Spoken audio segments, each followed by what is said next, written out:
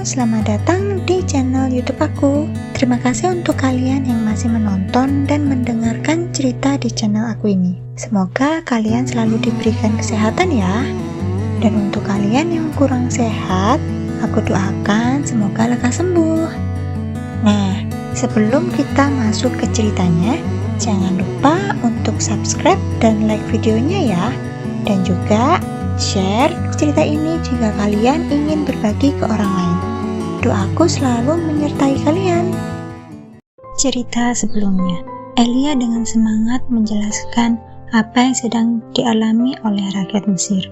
Dia juga memberikan solusi yang membuat Lita terdiam karena jawaban tak terduga dari Elia.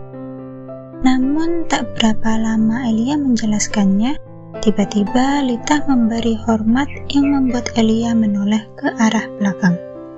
Saat menoleh ke belakang, Elia melihat sang pangeran dan para pejabat lainnya sudah berdiri tegak dengan wajah seriusnya.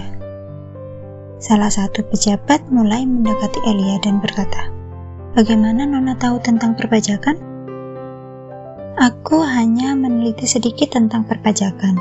Sebenarnya di negaraku masih banyak orang yang lebih ahli daripada aku. Mereka bisa membantu kalian jika kalian membiarkanku pulang," jawab Elia. Namun pejabat itu sudah mulai curiga dan memojokkan Elia. "Dari mana asal Nona?" Tiba-tiba sang pangeran pun berdiri di depan Elia. Dia pun berkata, "Cukup. Dia adalah tamuku, tidak perlu banyak bertanya." "Maafkan hamba yang mulia, hamba pamit undur diri," jawabnya sambil membungkukkan badan kepada sang pangeran. Setelah dirasa para pejabat itu menjauh, sang pangeran pun berkata, "Apa yang kamu katakan tadi adalah kebijakan Mesir.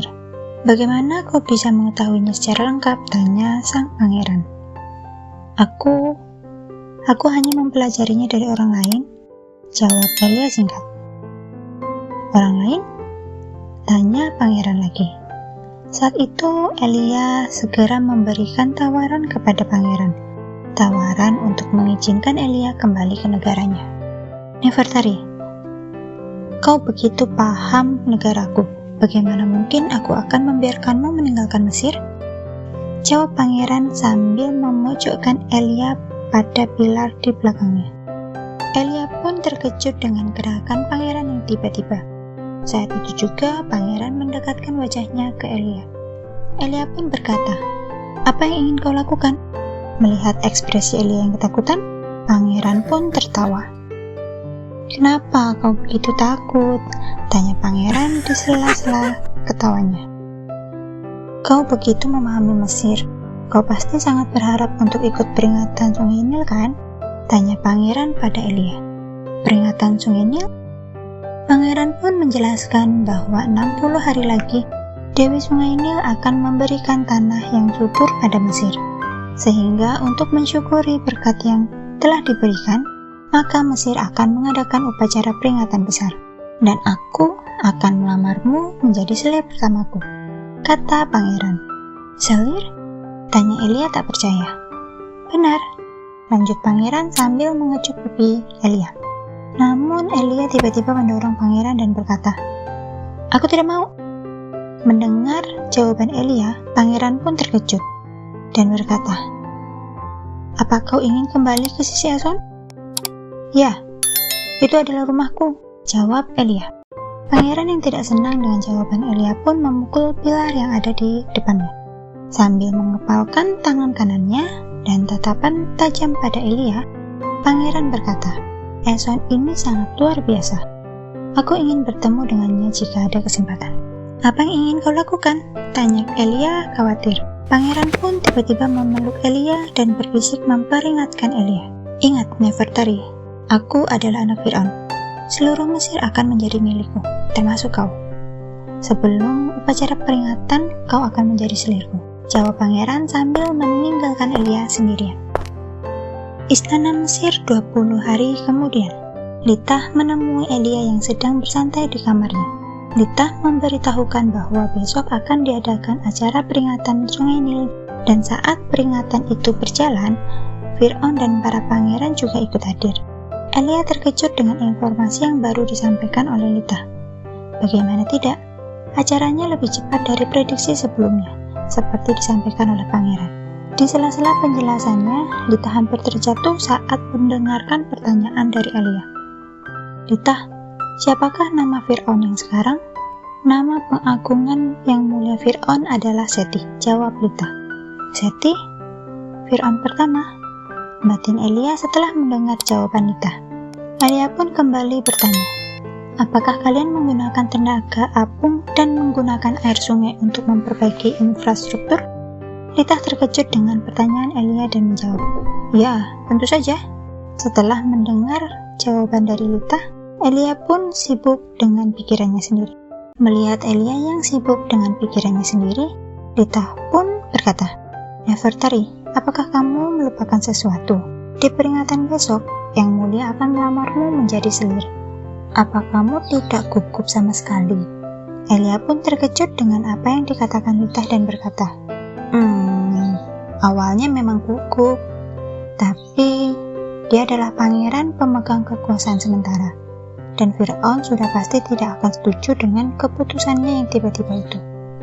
Saat Lita yang masih terkejut dengan jawaban Elia pun mengutarakan apa yang saat ini ada di kepalanya kepada Lita, di mana pernikahan yang terjadi di Mesir adalah salah satu cara untuk memperkuat kekuasaan keluarga kerajaan.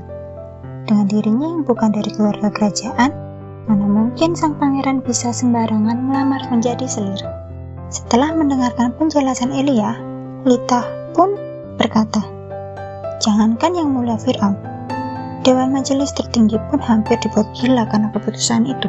Saat itu, para majelis tinggi berbondong-bondong mengutarakan pendapatnya untuk menggagalkan keputusan pangeran dalam rencana meminang Elia. Banyak yang meragukan asal-usul Elia, hingga salah satu majelis menjelaskan kondisi terakhir yang sedang Mesir hadapi. Dia berkata bahwa beberapa negara di sekitar Mesir sedang memantau dan siap menyerang kapan saja. Dia pun menyarankan, sebaiknya pangeran menikahi seorang putri dari negara yang memiliki kekuasaan besar untuk memperkuat negara kita. Itu juga merupakan tujuan utama Yang Mulia Fir'aun. Pangeran pun terdiam. Sebenarnya dia mengetahui apa yang sebaiknya dilakukan untuk mempertahankan kerajaan ini. Namun karena keegoisannya sendiri, dia tetap ingin melamar Elia. Karena dari lubuk hatinya yang paling dalam, pangeran merasakan bahwa jika tidak segera melamar, Elia akan menghilang dari sisinya dan tidak akan pernah bertemu dengannya lagi.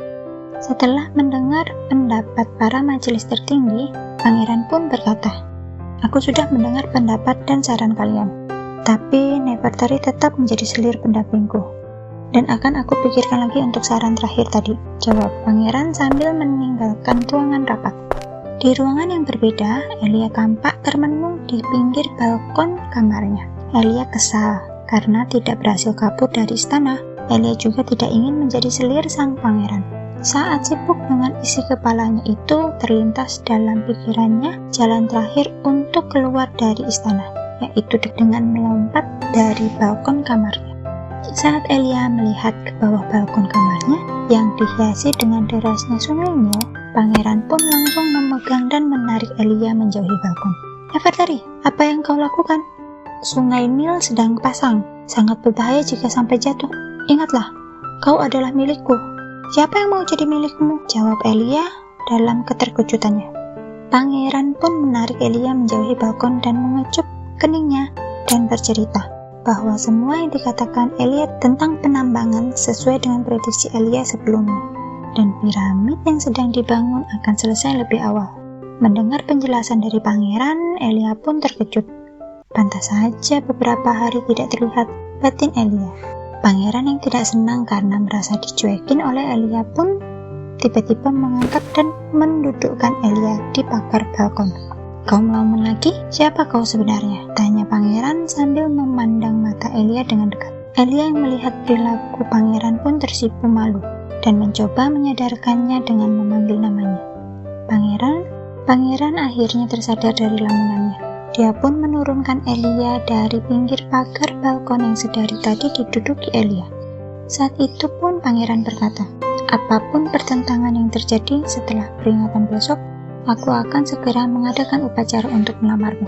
Mendengar pernyataan pangeran, Elia pun menjadi khawatir dan menolak tindakan pangeran itu. Sebelum Elia melanjutkan sikap pertentangannya, pangeran pun memberikan gelang emas yang berbentuk ular kepada Elia. Saat itu Elia terdiam sambil memandang gelang yang diberikan padanya. Nefertari, kekuasaanku masih belum cukup besar. Tunggu aku sampai menjadi Firaun, aku pasti akan lebih memanjakanmu dan mewujudkan apapun yang kau inginkan, kata pangeran sambil mengecup kepala Elia dan memeluknya. Elia yang masih terkejut dengan gelang yang dipegangnya, sampai-sampai tidak mendengar apa yang sudah dikatakan oleh pangeran. Apa kau suka? Aku menyuruh orang khusus membuatkannya untukmu, kata pangeran. Sambil memegang gelang itu, pangeran pun bercerita tentang Mesir, di mana ular adalah simbol keagungan. Dengan memakai gelang ini, menunjukkan bahwa Elia adalah milik sang pangeran. Dan kau memang harus menjadi milikku, kata pangeran sambil mencoba memasangkan gelang itu ke tangan kanan Elia. Namun, tiba-tiba Elia menarik tangannya dari genggaman sang pangeran. Sebelum gelang itu terpasang di tangan kanannya, pangeran pun terkejut dengan sikap Elia yang tiba-tiba dan berkata, apa kau tidak suka hadiahku? Elia pun langsung merebut dan menggenggam erat gelang itu. Sambil memandang gelang itu di tangannya, Elia pun berkata, saat itu aku memakainya dan tiba-tiba aku kembali ke zaman Mesir kuno. Apa dengan memakainya lagi aku bisa kembali pulang? Nah, bagaimana dengan ceritanya? Penasaran dengan kelanjutannya? Komen di bawah ya. Jangan lupa untuk subscribe dan like-nya juga ya. Sampai ketemu di video selanjutnya.